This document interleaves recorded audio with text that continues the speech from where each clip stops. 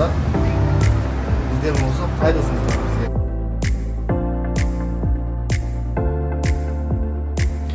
Азыркы учурда Ички иштер министрлиги тарабынан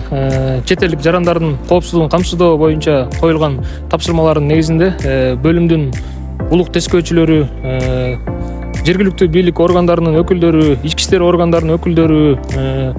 ошондой эле окуу жайларынын өкүлдөрү менен биргеликте иш-чаралар уюштурулуп жүргүзүлүп, чет элдик жарандар окуган, жашаган